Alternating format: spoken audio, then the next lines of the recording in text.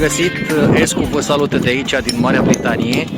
Am venit la o petrecere, la un fel de mini-festival local cu Parohia St. Luke din Devon și o să vă arăt și vouă într-un moment ce se întâmplă pe aici.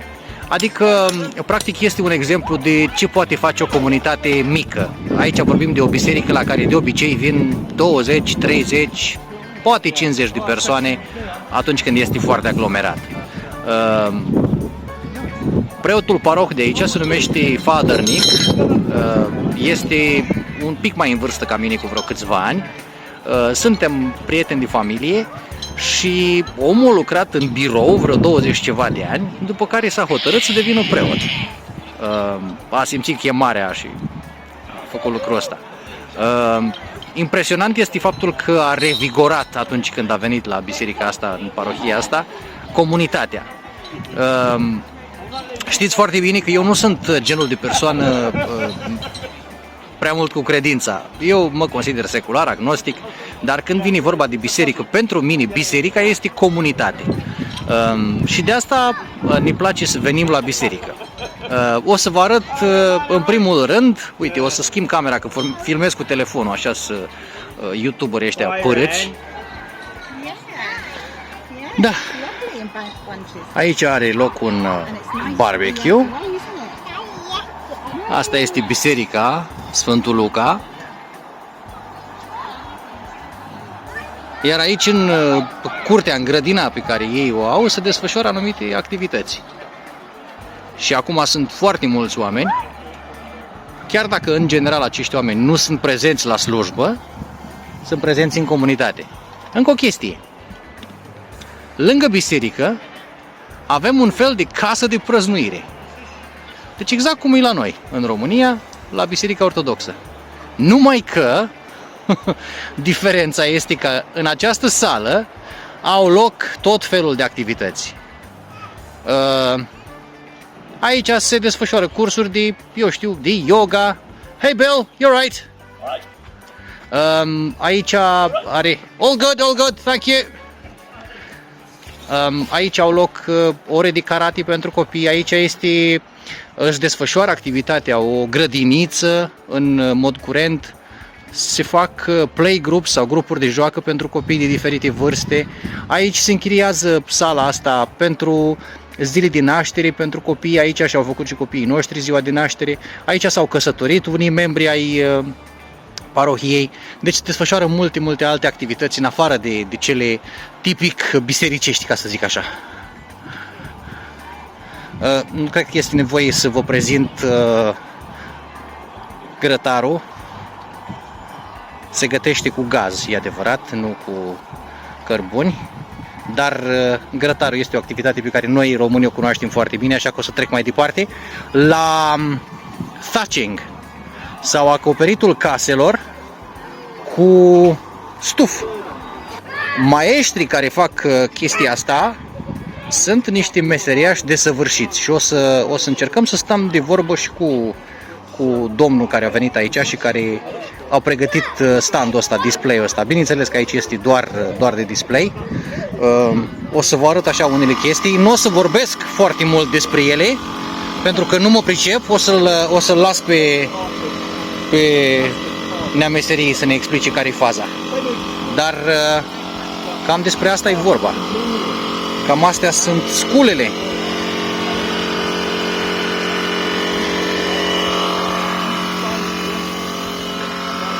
Da, avem de-a face cu protectoarele pentru genunchi obligatorii, mânuși, ceva clești care taie, frânghie,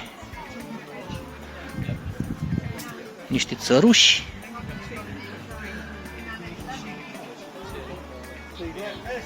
și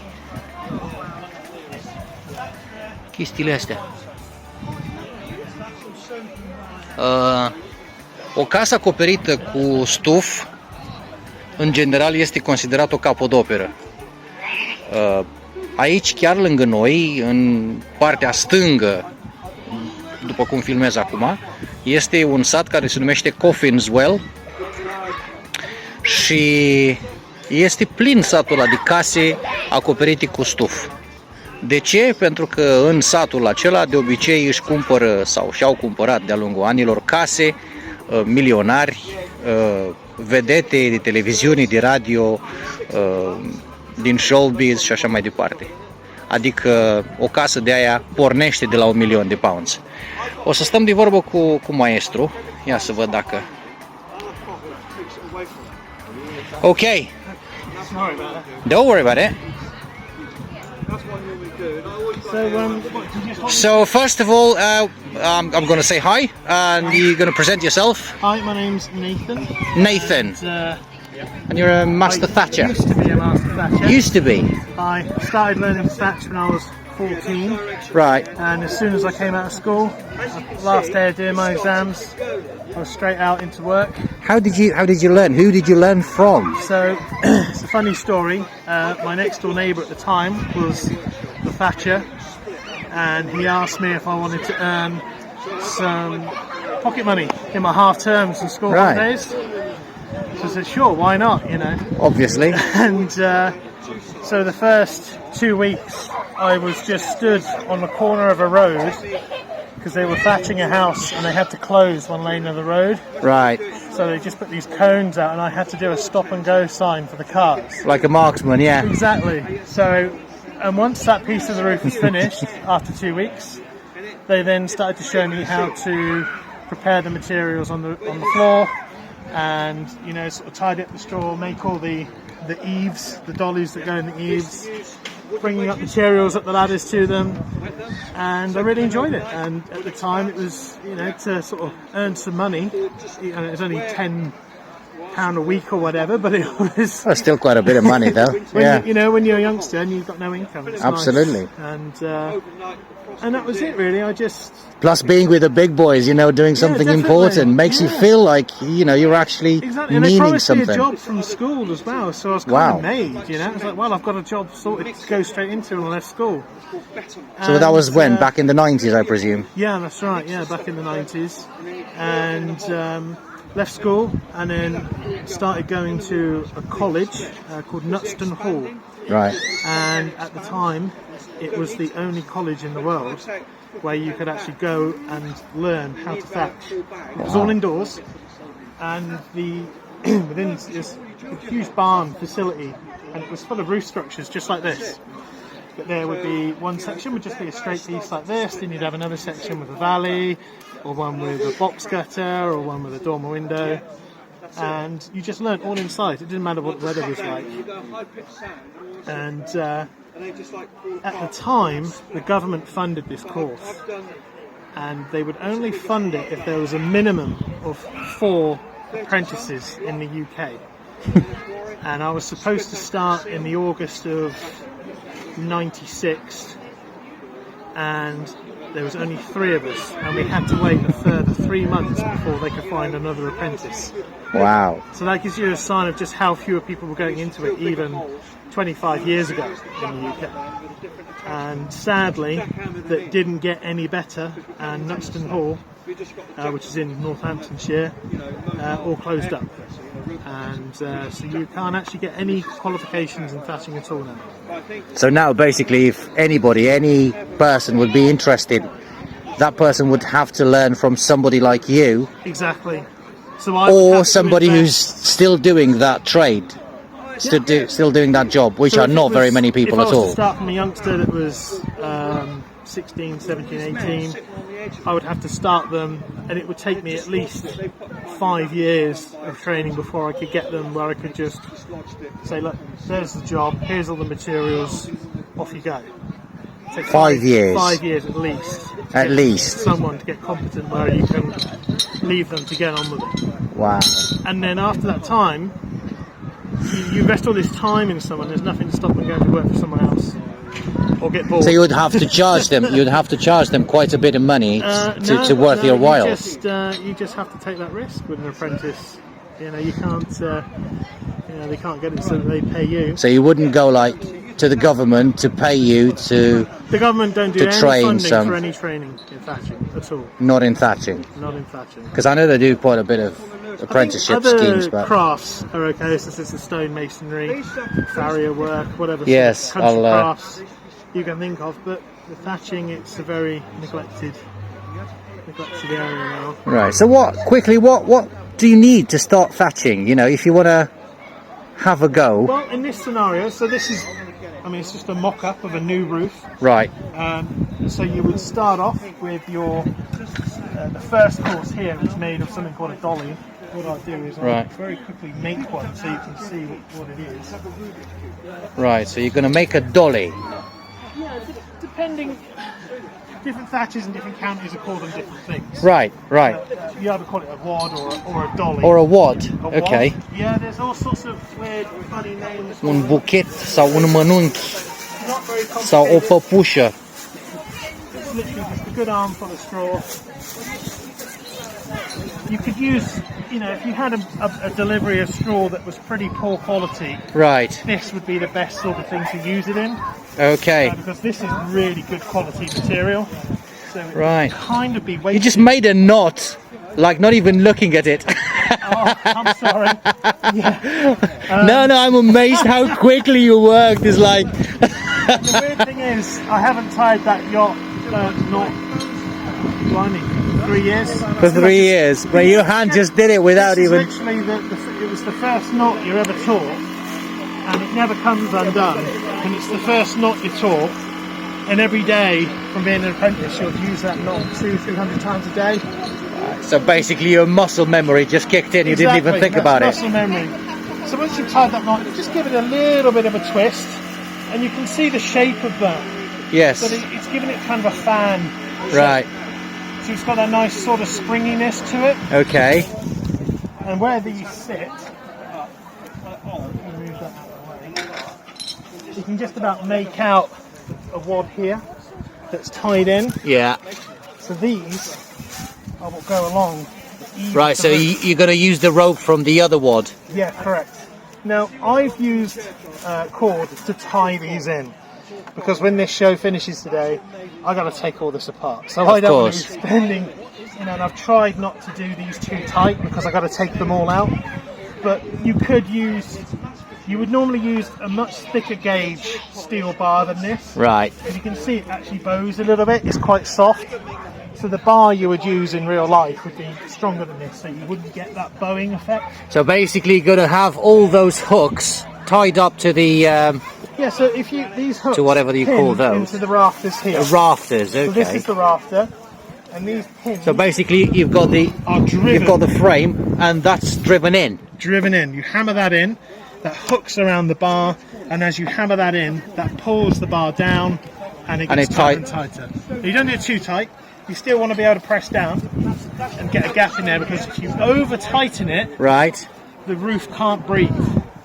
So it needs to breathe strangle and- it. You still need to be able, Okay. the roof still needs to be able to breathe. So you're gonna basically bring mold and humidity you're cause inside. more problems by over tightening this, because you're going to trap moisture in. So basically, water can get through it, but it's just a matter of by the time it gets to the bottom. moisture from the atmosphere gets in there, but on a heavy downpour, Right. the water only ever runs off of the top surface here.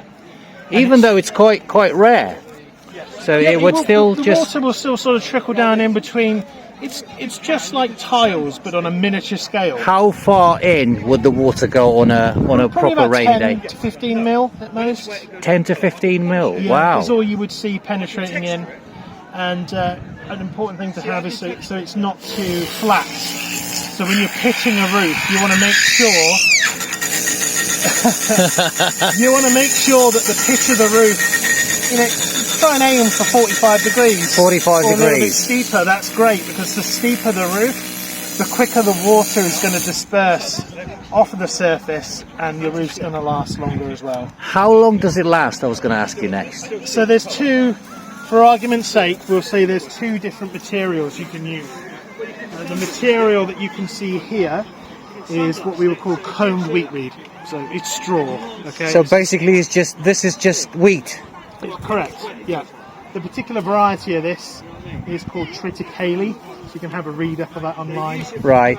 It's like a hybrid straw that was developed really for thatching. Right. And So they developed a special breed Yeah, well, when you look in the of fields, wheat just for thatching. this has been happening for centuries. Absolutely, but I'm amazed at what So you're when telling you look me. at a modern, if you were to go into a field now and see wheat, you would notice that the straw is very, very short, but the yield of wheat is very big Right. because they're growing this because they want the wheat, the food. From it. Right. They don't need this stem, but it's the opposite for thatching. We need the length, and we're not really too concerned about Obviously. the wheat. So it is still all thrashed and the wheat is used, but this is grown specifically for thatching, Wow. and it is all grown in the UK. But going back to how long does it last? So this comb wheat reed, if it had a good run, you would probably get 25 to 30 years. 25 to 30. Yes. Does it need any maintenance in this time?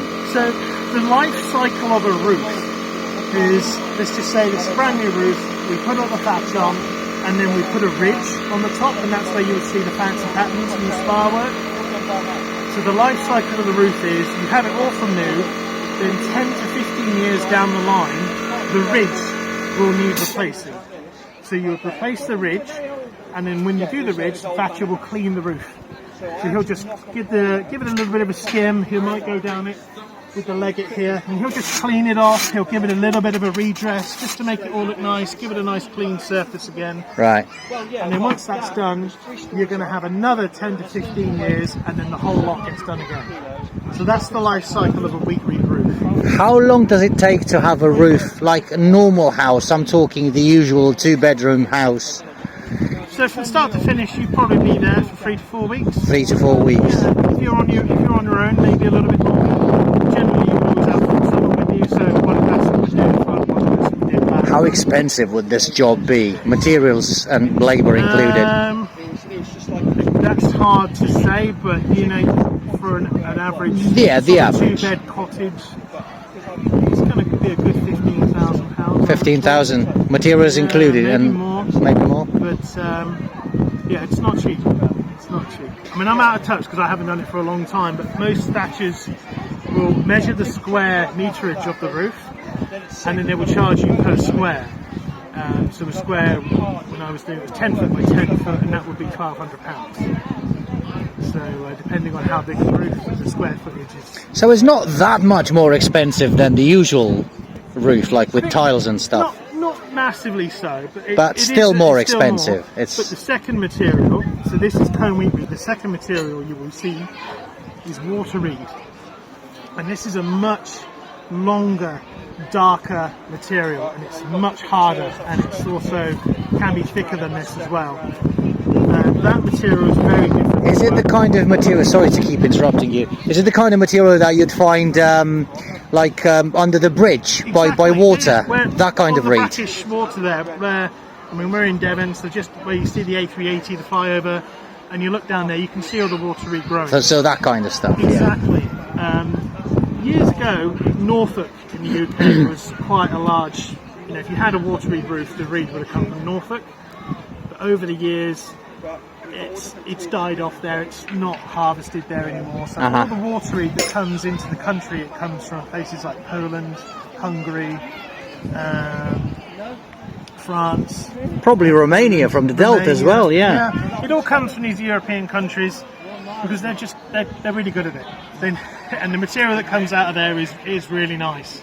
But it's just a shame that it's not grown in the UK. It needs to be local. That's the whole beauty of it. Yes. Yeah, but you know, the water reed, it comes from them, and it is really, really nice.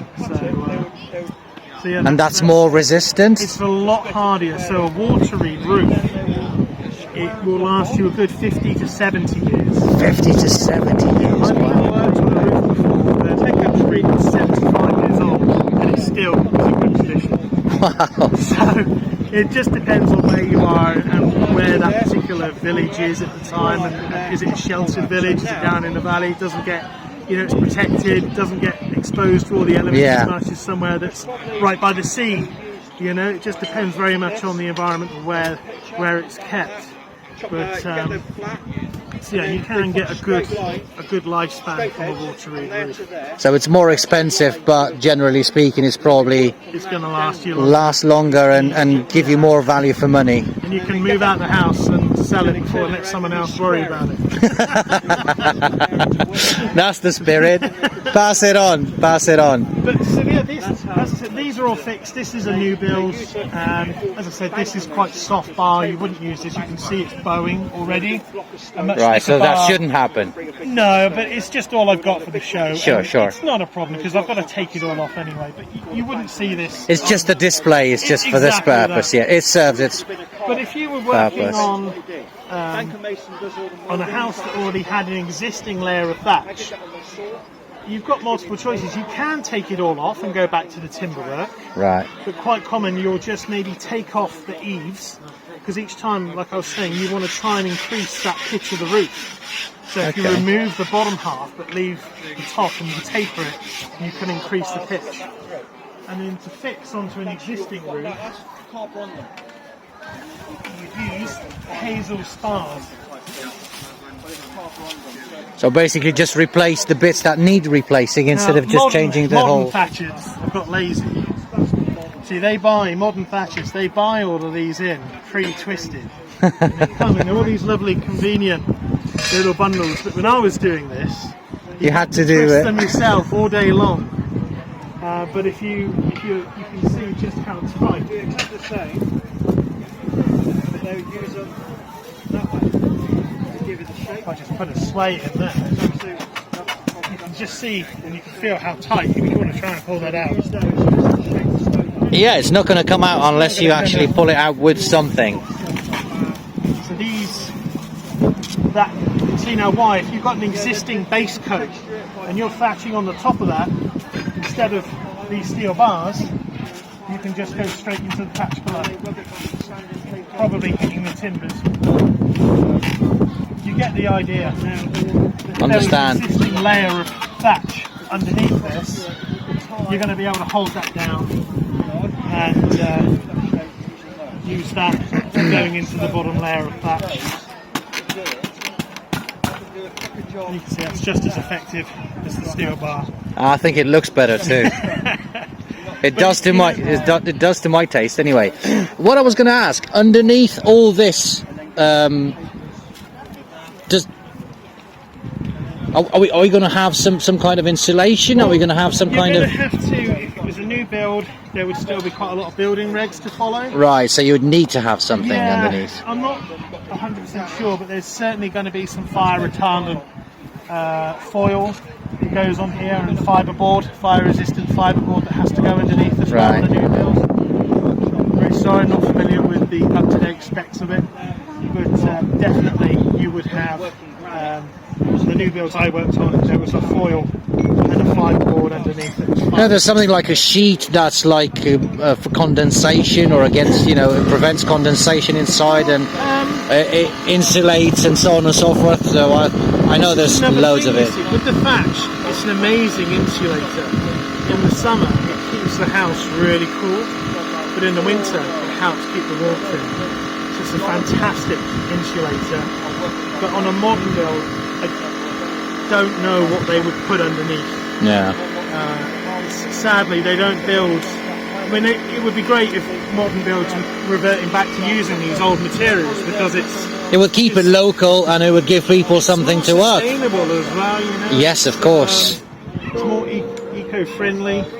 It's better for the environment, and it lasts a lot longer if it's made, if it's done properly. Yeah, you can keep growing and sustain, because Mother Nature's going to provide this material for you. Absolutely. Rather than you having to mine the clays and materials to keep making tiles and burning material, kilns and so forth to cook all these tiles. And as disadvantages, it costs a bit more. It costs a bit more, but it's a lot nicer to look at. It's nicer to the obviously, planet. you've got a fire hazard on your hands. Well, if you're not doing it properly, you've got to be a bit more careful. So, one thing that people really worry about is fireworks landing on a roof. Fireworks landing on the roof, yeah, you don't want that. Well, remember that time of year when we have fireworks in the country, it's November. Yes. So the roof's quite damp anyway.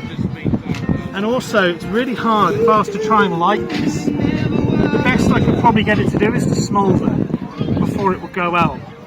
But if I started to light it and then I parted it and I let the air in, then it would go up. But thatched roofs, because it's so compact, it's actually really hard to set it on fire. So when you see on the news that a thatched house is burnt down, 9 times out of 10 it's going to be because there was something inside the house that caught fire. And once that fire penetrates into the roof space, From the underneath, the thatch yeah. starts to cascade into the fire and fuels it. And if you were to look underneath the stand, you would see there's a lot of loose material poking through, and that easily catches fire. I'll have a quick look now. Have a look, you can sort of see.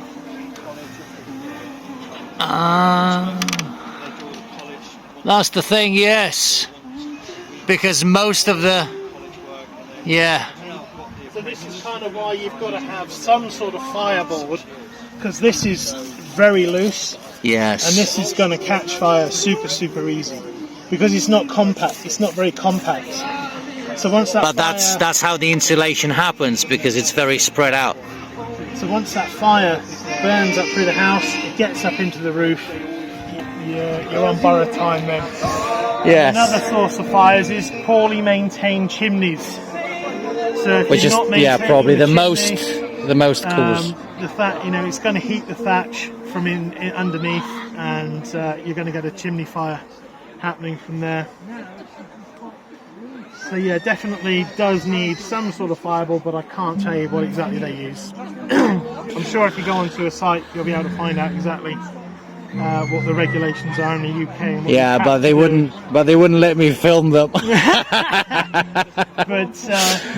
I think at that point though, if the fire in your house, regardless of whether it's thatched or tiled, if both floors are on fire, the thatch is the least of your problem. The house is gone anyway. Yeah. So, So it's not really an issue unless it's an issue already. Exactly. Yeah. Which in any case would be fatal for the building anyway. anyway. Something in the house Yeah. or the chimney, and it's, as I say, it's very difficult to set thatch itself. If I was to have a lighter there, you would do is get it to smoulder.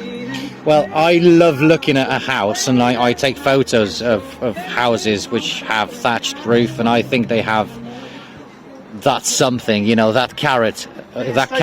It's the character and the quaintness of it. And it's that typical romantic British countryside exactly. village, thatched cottage. It just tells you, oh yeah, I'm in England now. Biscuit tins and postcards. It's got that lovely And the telephone box. nostalgic kind of feel to it, But when you're doing it for a living though, and you're relying on it paying the bills, it's a very different game. Yes. To us as thatchers, we're still getting up in the morning at 6 o'clock, and we just got to hope that we can earn a good wage that week to pay the bills. Yeah, pray to God it's not raining too hard. The only things that really stop you from working is heavy rain and high winds. It doesn't matter if it's cold, you work yourself nice and warm, or you can put jumpers on. If it's really hot though, we've just had a heat wave in the UK this year. If it's really hot, what you can do is you can start super early in the morning, try and be on the roof for sort of 5 o'clock in the morning, and just push on, get as much material on as you can, and then by 12, 1 o'clock, when it's extremely hot, just go home. So you've still managed to do the same amount of hours and get the work done, you've just done it earlier to avoid the heat. Correct. It's the UK, it doesn't happen that often. Thanks for your time, it's been lovely. Thank you for sharing everything that you've done. If anyone watching ever sees a thatcher working, just they don't mind stopping and having a bit of a chat. So it's always nice to see. It gets a bit lonely sometimes. You're in a village in the middle of nowhere. And what's the thatcher's favourite drink? Thatcher's favourite drink? Oh blimey.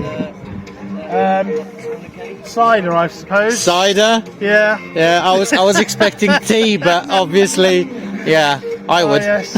If you're working in a village and there's a pub, the work rate plummets. Thanks very much. Thanks for sharing everything with us. Take care.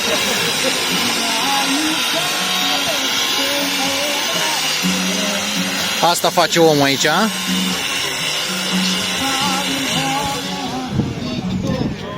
Așa se polișează piatra. Așa obținem finish-ul ăsta superb.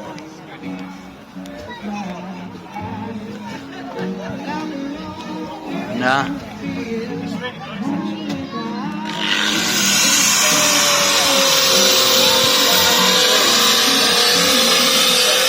Cei dintre voi care deja lucrați cu așa ceva, bineînțeles că știți deja, cunoașteți deja procesul ăsta. Dar o să vorbim cu dumnealui și o să vedem de unde a învățat,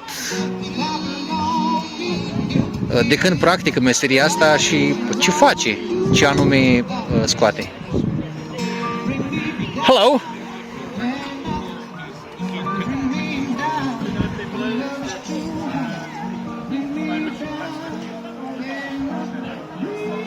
This is like a before and after picture, yeah, right? That's it. Yeah, that's what it looks like. That's what it looks like normally. Wow! And that's when it's polished. But there's get different colours. That's What rock is this? That's Cornish serpentine. Cornish serpentine. You only can get it one place. That's from the lizard in Cornwall. Obviously, yeah. And it's, you know, you can feel the heat on there after. Yes, yes. But it's very soft. You can carve it. Really? And turn it on lathes. Wow.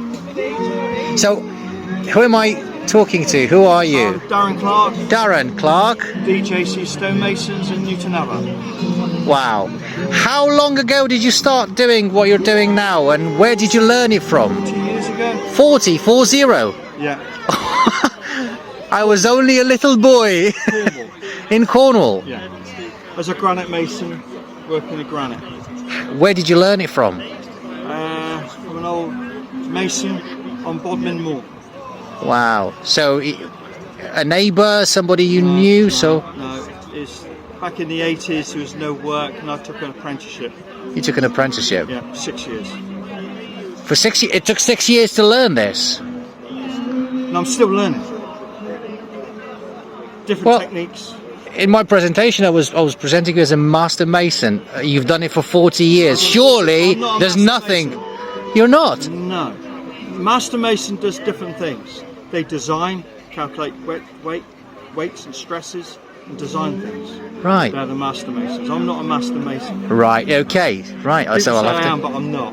I'm not qualified as a master mason. Well, you know, as the saying goes, after you've done something, you keep doing it for 25 years.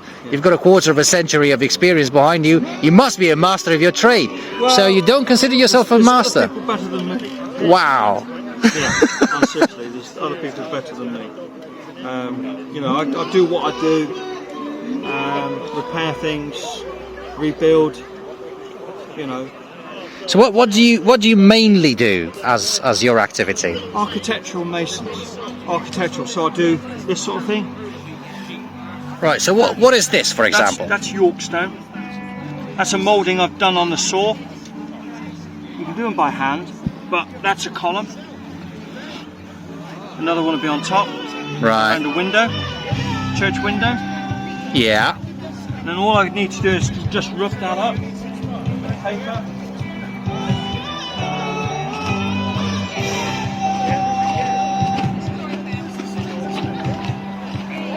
Just look at the amount of tools this guy has different tools here. for different jobs.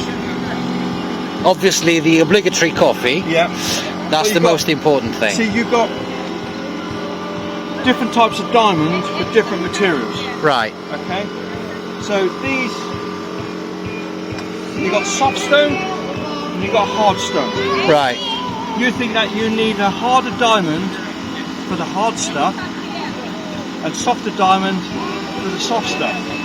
No. No. It works the opposite way. Does it? You're going to have a harder diamond for the soft stuff because it's more abrasive. Where's the diamond there? Okay. And then you've got to have the softer diamond for the granites to compensate the other way. Because that's not abrasive. I wouldn't have expected that. No. It's like the same as chisels. Chisels, you think that just one set of chisels will do everything. Oh, you can. If you get all granite chisels, you can do soft stone. But if you're going to do, if you're normally working with soft materials like Bath, Portland, York, you use these with a mallet. Okay? Yeah, you two but you've got to have a harder diamond, harder tungsten. Because it's more abrasive than granite. You've got to have a softer diamond, softer tungsten for granite. So this is what granite looks That's like. granite. This is what a granite rock looks like.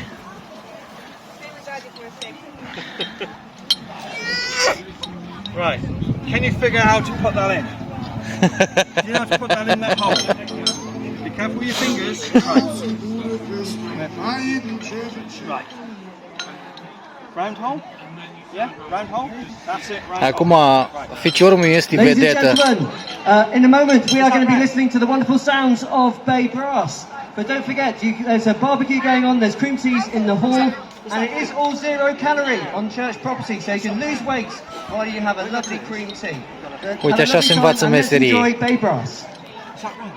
De asta noi în România spunem că meseria se fură. Adică trebuie să fii interesat de ceva și să prinzi de la omul care te învață. Știu că noi facem glume, că la noi totul cu furatul, dar da, trebuie să te interesezi, trebuie să ai o motivație.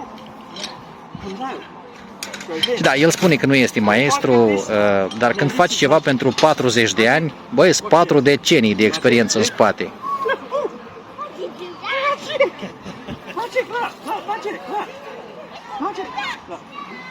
Abracadabra.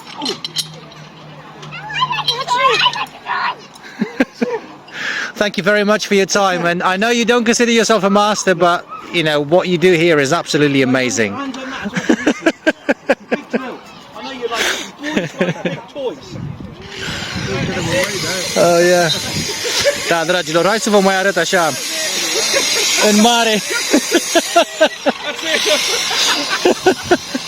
Asta, micul l-a păcălit pe maestru.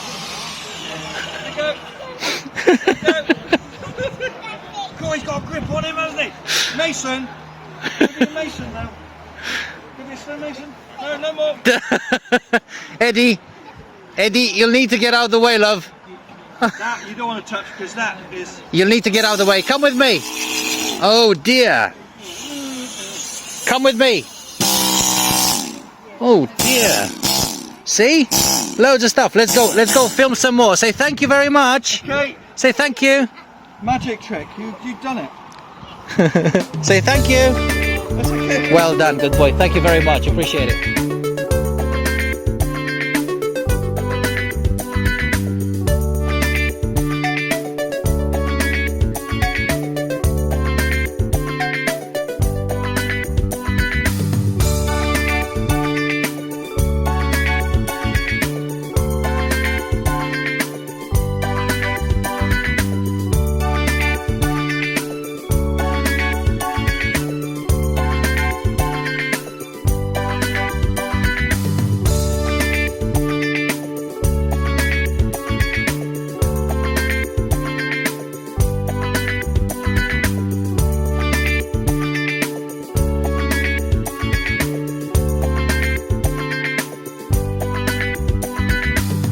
Aceste acțiuni sunt monetizate.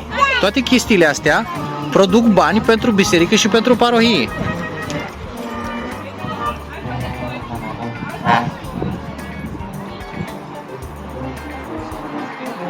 Aici o să vi-l arăt imediat și pe primarul acestui orășel, acestui târg în care locuim noi. Asta este mândria oricărei petreceri, oricărui eveniment britanic, și aici vorbesc de britanic de la de modă veche, și anume brass band, adică fanfara.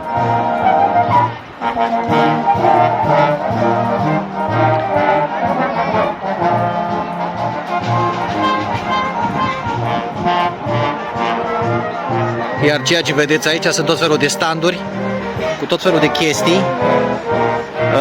Mulți dintre ei sunt artizani sau oameni care se pricep la diferite chestii, de ăștia mici, privați, mici întreprinzători. Uite, de exemplu, o vecină și-a adus aici toate paharele de care nu are nevoie, căni și alticele, dacă vedeți acolo. altcineva și-a adus colecția de puzzle-uri. Și toți banii pe care îi fac din vânzarea acelor lucruri merg la biserică pentru a ajuta. Așa se monetizează. Uite, de exemplu, cineva și-a adus aici mobila veche de prin casă. Uite, altcineva și-a adus cărțile, altcineva și-a adus hainele de care nu are nevoie. Uite, este cineva cu peruci acolo și tot felul de chestii. Da, asta înseamnă comunitatea, dragilor.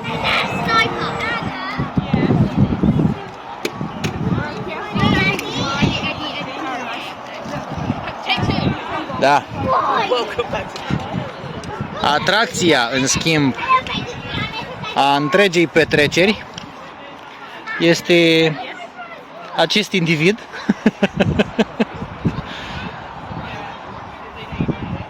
Măgărușul. What's his name? Guinness. Guinness. Proper name.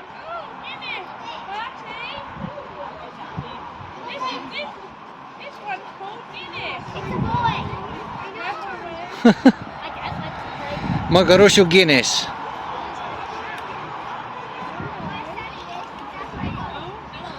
Ok. Uite, măgărușul Guinness o lăsa și un cadou. Da.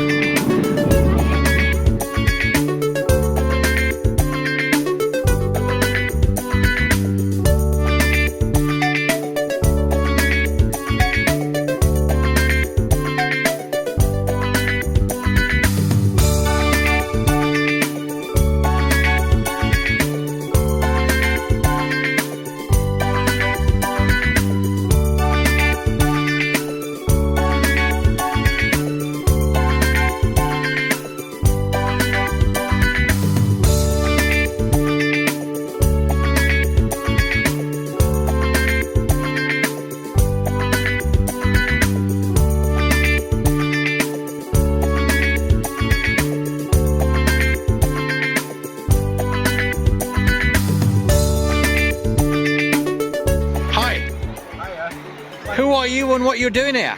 So my name's Luke Turner. I have started a business called 3D University UK. Yeah. We specialise in everything 3D printing, from design, so CAD designs, including 3D modelling, and then we do the prints. So everything you see. When you say we, it's just you so and... it's me, and it was my partner. Unfortunately, she's left the business, so it is now just myself. Okay. We started in January. We currently have up to around about 9 or 10 printers running simultaneously. We can do anything from miniatures, 1 millimeter in size, anything to life size. From 1 millimeter? Yep. Wow. Show me what you've got here. So two of our main products, we've got Davy Jones bust and we have a Jack Sparrow bust. These, again, hand painted by myself. In terms of the paintwork, took around about 60 hours, and they are 3 pieces. So you can see, I can take his hat off and you can see the actual detail. I've got a silk inside of the hat. So what material are they made from? So all of our products are recyclable because they are made out of plastic. Right. We wanted to ensure that it's sustainable for our planet. So all of these are biodegradable within 4 years. So if, for example, one of our products landed up in the sea, they will biodegrade and they won't be hazardous to the... There you to go. wildlife. There you go. Environmentally friendly and sustainable. They all sound good, don't they? And they're not too badly priced either. No, we look to try and be reasonable and competitive. Again, we do put bespoke as well. It can be a little bit more expensive, but Right. we try and work within your price range. So there you go. If you want something handmade, custom made, personalized to you and your preferences, this is your place. And he's doing a lot of cool things. So where would they find you? What's your website? So I currently am starting a website launching in September, but I am on Facebook, 3D University UK, and my contact number is just on the back of that card for you. Right, there you go. That's what you need to know. Right, thanks very much. Appreciate it. Thank Thank you very much. Okay. Oh, you're going to find a lot of cool stuff here.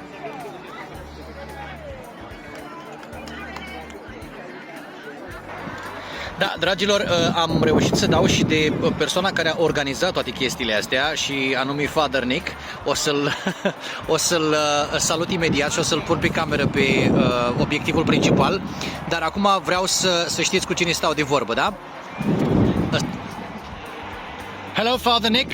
Thank you for having us here. It's really, really great to be able to welcome you to our Summer Fayre. You can hear the brass band in the background. Yes, congratulations for everything that you've achieved. Only the second time this happened in Newton Abbot. What do you think your role was in this happening and getting so big and so beautiful? I think the first thing is imagination and working on the premise that actually anything's possible when you draw people around that task. So the first year that we did it, there hadn't been this sort of Summer Fayre for probably 10 to 15 years. It was something that the parish community here really missed, and so we thought, well, we're a growing community, but how can we begin by doing stuff that we're creating, but also how can we start to invite other members of the community to get caught up with it and get part of the fun and the buzz of what we're trying to do. And so this year we were able to write out to more people and say, basically, come and get involved. It's an opportunity, I think, particularly coming out of lockdown, where people have felt so isolated that social distancing is reduced. We can be together in a COVID secure way, and it's just lovely to be part of something bigger. I can only say congratulations, and this is the second event of this year that we participated in. Yeah. We went to Family Fest last week, and it was amazing. Yeah. We kept singing for about 3 hours after we got home. It was lovely. What does it take to organise events like this? Because I see you running around restlessly. I think it pretty much all day. It's having a desire to be in some sort of relationship with people, in that sense of I value everybody that's making a contribution here, and it's drawing people who are like-minded to start saying, actually, we can do this.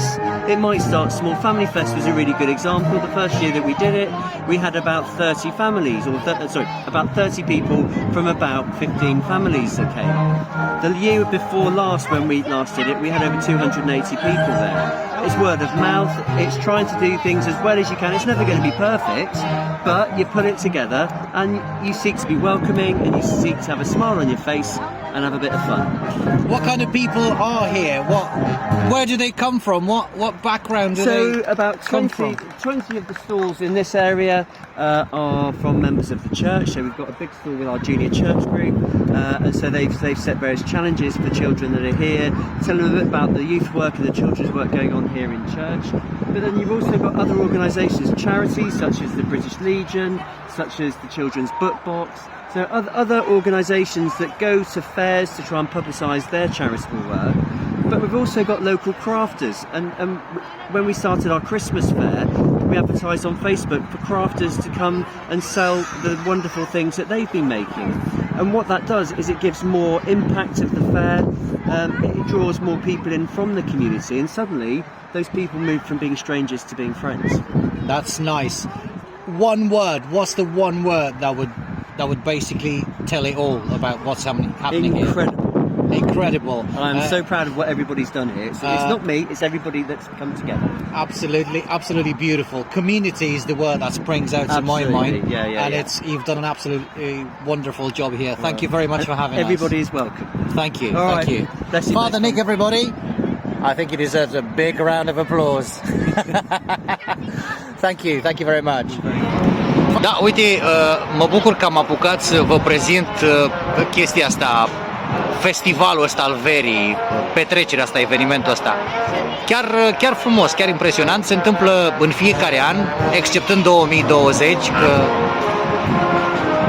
așa a fost treaba cu pandemia, dar acum lumea s-a întors cu înverșunare, ceea ce arată că suntem gata să ne reluăm viața, să intrăm în normalitate, ce-o fi însemnând și aia, și să ne bucurăm de familii, de vecini, de prieteni, de cunoscuți, să fim o comunitate.